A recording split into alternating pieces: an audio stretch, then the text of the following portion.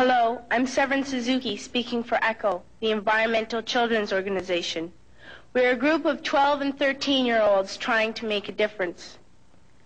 Vanessa Setti, Morgan Geisler, Michelle Quigg, and me. We've raised all the money to come here ourselves, to come 5,000 miles to tell you adults you must change your ways. Coming up here today, I have no hidden agenda. I am fighting for my future. Losing my future is not like losing an election or a few points on the stock market. I am here to speak for all generations to come. I am here to speak on behalf of the starving children around the world whose cries go unheard. I am here to speak for the countless animals dying across this planet because they have nowhere left to go. I am afraid to go out in the sun now because of the holes in our ozone. I am afraid to breathe the air because I don't know what chemicals are in it. I used to go fishing in Vancouver, my home, with my dad, until just a few years ago we found the fish full of cancers. And now we hear of animals and plants going extinct every day, vanishing forever. In my life, I have dreamt of seeing the great herds of wild animals, jungles and rainforests full of birds and butterflies. But now I wonder if they will even exist for my children to see. Did you have to worry of these things when you were my age? All this is happening before our eyes, and yet we act as if we have all the time we want and all the solutions. I'm only a child, and I don't have all the solutions. I want you to realize, neither do you. You don't know how to fix the holes in our ozone layer. You don't know how to bring the salmon back up a dead stream. You don't know how to bring back an animal now extinct. And you can't bring back the forest that once grew where there is now a desert. If you don't know how to fix it, please stop breaking it. Here, you may be delegates of your government, business people, organizers, reporters, or politicians, but really, your mothers and fathers, sisters and brothers, aunts and uncles, and all of you are someone's child. I'm only a child, yet I know we are all part of a family, 5 billion strong.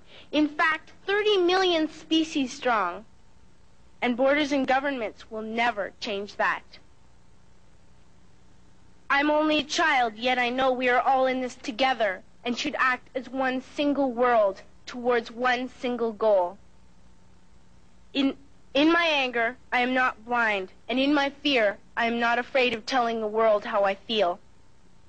In my country, we make so much waste. We buy and throw away, buy and throw away, buy and throw away, and yet northern countries will not share with the needy. Even when we have more than enough, we are afraid to share. We are afraid to let go of some of our wealth. In Canada, we live the privileged life, with plenty of food, water, and shelter. We have watches, bicycles, computers, and television sets. The list could go on for 2 days. 2 days ago here in Brazil, we were shocked when we spent time with some children living on the streets. This is what one child told us. I wish I was rich. And if I were, I would give all the street children food, clothes, medicines, shelter, and love and affection. If a child on the streets who has nothing is willing to share, why are we who have everything still so greedy? I can't stop thinking that these are children my own age, that it makes a tremendous difference where you are born. That I could be one of those children living in the favelas of Rio. I could be a child starving in Somalia, or a victim of war in the Middle East, or a beggar in India. I am only a child, yet I know if all the money spent on war was spent on finding environmental answers, ending poverty, and finding treaties, what a wonderful place this earth would be.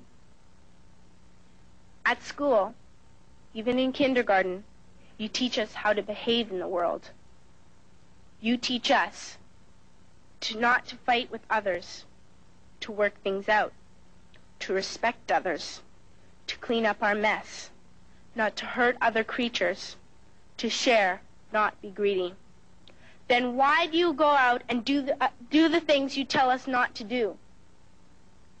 Do not forget why you are attending these conferences, who you're doing this for. We are your own children. You are deciding what kind of a world we are growing up in. Parents should be able to comfort their children by saying, everything's going to be all right. It's not the end of the world, and we're doing the best we can. But I don't think you can say that to us anymore. Are we even on your list of priorities? My dad always says, you are what you do, not what you say. Well, what you do makes me cry at night. You grown-ups say you love us, but I challenge you, please, make your actions reflect your words. Thank you.